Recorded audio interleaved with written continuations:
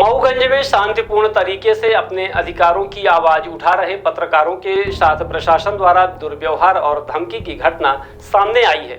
जानकारी के अनुसार मऊगंज एसडीएम स्वयं धरना स्थल पर पहुंचे और वहां धरना दे रहे पत्रकारों को धमकाने तथा आंदोलन को जबरन समाप्त कराने का प्रयास किया। 5 दिनों से चल रहे इस आमरण अनशन के दौरान प्रशासन का कोई भी जिम्मेदार अधिकारी पत्रकारों की सुध लेने नहीं पहुंचा था, मगर देर रात प्रशासन ने दुर्बलता के साथ शक्ति प्रदर्शन करते हुए धरना स्थल पर पहुंचकर न केवल पत्रकारों को धमकाया बल्कि उनके शांतिपूर्ण आंदोलन को बलपूर्वक समाप्त करने की कोशिश भी की। धरना दे रहे पत्रकारों का कहना है कि प्रशासन पूरी तरह से हिटलर शाही रवैया अपनाकर लोकतांत्रिक अधिकारों का दमन कर रहा है। सवाल उठता है कि क्या संविधान द्वारा प्रदत्त अभिव्यक्ति की स्वतंत्रता और शांतिपूर्ण विरोध का अधिकार भी अब खतरे में है?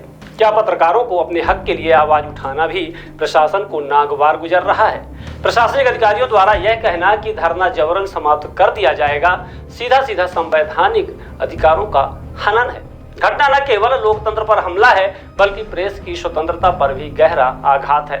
धरना स्थल पर मौजूद पत्रकारों ने स्पष्ट शब्दों में कहा है कि वे किसी भी दबाव में झुकने वाले नहीं हैं और यदि प्रशासन ने इसी तरह दमनकारी रवैया अपनाया तो आंदोलन और अधिक उग्र होगा, जिसकी संपूर्ण जिम्मेवारी प्रशासन की होगी। इस घटना ने यह भी उजागर कर दिया है कि मऊगंज का प्रशासन जनता और पत्रकारों के लोकतांत्रिक अधिकारों को लेकर कितनी असंवेदनशीलता दिखा रहा है। लोकतंत्र में विरोध करना अपराध नहीं बल्कि मौलिक अधिकार है, जिसे बलपूर्वक दबाने की कोशिश करना निंदनीय और असंवैधानिक है। अब सवाल यह उठता है कि क्या मऊगंज प्रशासन लोकतंत्र के मूल सिद्धांतों का सम्मान करेगा या दमन की नीति पर अड़ा रहेगा? क्या पत्रकारों की आवाज को दबाकर समस्याओं से मुंह मोड़ा जा सकता है? इस पूरे घटनाक्रम में एक बार फिर साबित कर दिया है कि अगर आवाज उठाने वालों को डराने का प्रयास किया जाएगा तो यह आवाज और भी बुलंद होगी। और वो व्यक्ति जो है दुकान के अंदर बैठा हुआ है, जिसका जो है तो वो वीडियो बनाते हैं, उस व्यक्ति के द्वारा जो है तो इनको पैसा देते हुए वीडियो बनी है, जिस पे FIR चल रही है। क्योंकि ये जो है तो उस शराब दुकान का जो है तो विज्ञापन करने से जो है पैसा लेने गए, उसके द्वारा पैसा दिलवाया गया।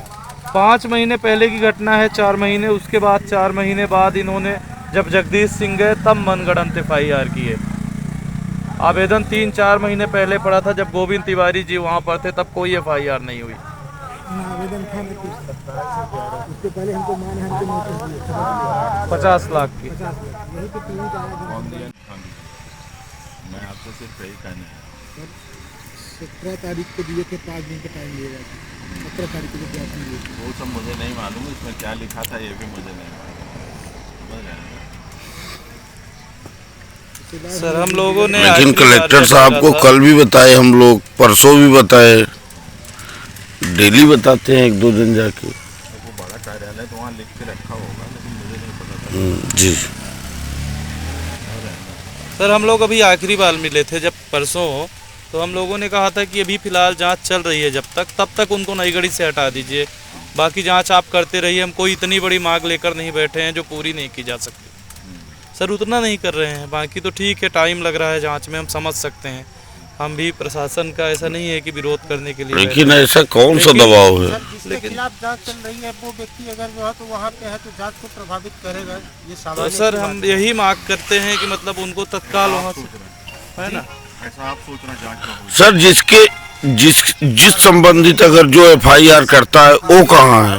भारत के कानून में तब ना अगर जांच हो रही है। सर ऐसा हम लोग न सोचते, कहाँ है? लेकिन फरियादी कहाँ है? उनके ऊपर मुकदमा कायम किया गया, तो जिस व्यक्ति FIR करता है वो व्यक्ति ना उस दुकान का मालिक है, ना नौकर है, RTI में निकाल लिए हम लोग, ना तो उस दुकान से उसका कोई संबंध है जो आबकारी से मिला। जो व्यक्ति FIR करता है उसके खिलाफ FIR होनी चाहिए कि वो उस दुकान के अंदर है कैसे, क्योंकि अगर दुकान का रजिस्ट्रेशन हमारे नाम है तो हमारे पिता का अधिकार नहीं है उस दुकान के अंदर बैठने का। आबकारी दुकान आप बता रहे हैं नई गढ़ी शराब ठेकेदार।